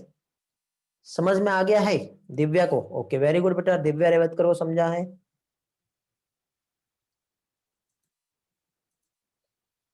मैं कनेक्टिंग लिंक में बेटा बहुत सारे एग्जांपल्स पढ़ाऊंगा आपको, डोंट वरी, टेंशन ना लो। With the help of trick हम देखेंगे, पास्ट ईयर में उससे रिलेटेड क्वेश्चन आए हैं। ओके, सारी चीजें हो जाएगी। ठीक है, डिफरेंस वगैरह सारी चीजें समझ में आ जाएगा, डोंट वरी, टेंशन ना लो। कल नहीं, कल क्लास नहीं है, मंडे होगा ना हमारा अगला क्लास, मंडे देखेंगे। ठीक है, अभी तक अभी मैं आपको आज ज्यादा हेवी डोज दे दूंगा तो 2 दिन क्लास नहीं रहेगा, फिर प्रॉब्लम होगी। कोशिश करता हूँ बेटा इसका पीडीएफ बन जाए और आपको मैं शेयर करूँ अनिकेत, बट एक्चुअली प्रॉब्लम यह है कि इसका पीडीएफ सही तरह से नहीं बनेगा। हाँ, स्क्रीनशॉट जो है आप ले सकते हो चाहो तो। ठीक है, लिंक टूटे नहीं, इसलिए मैंने आज जितना कंसेप्ट बताया वो लिंक नहीं टूटने वाला कंसेप्ट बताया हूं मैंने आपको।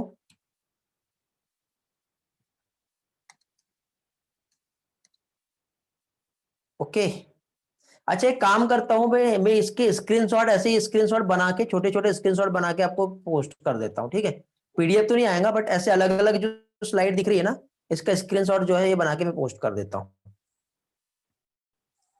ठीक है, चलो टाइम हो गया, कुछ चीजें मेरे को यहाँ पे जो है इस स्लाइड से भी आपको समझाना था। ये जो हम लोगों ने देखी है वैसे तो पढ़ा दिया हूं मैंने आपको ये सारी चीजें, ये नेक्स्ट इसमें हम रिवाइज कर लेंगे ये वाला पार्ट और फिर हम आगे कंटिन्यू करेंगे। किसी को कुछ पूछना है तो आप लोग पूछ सकते हो। बेटा रिद्धि टेलीग्राम पे ही पोस्ट करूंगा मैं।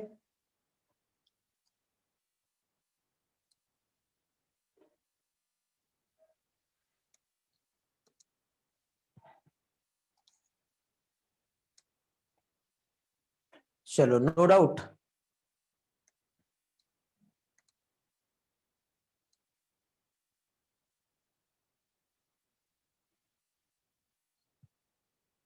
चलो ग्रेट, तो फाइनली बेटा फिर आज का लेक्चर यही एंड करते हैं हम लोग।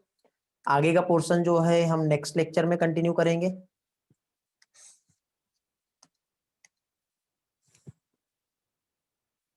चलो फिर bye, have a nice day. हाँ बेटा, क्लास ओके।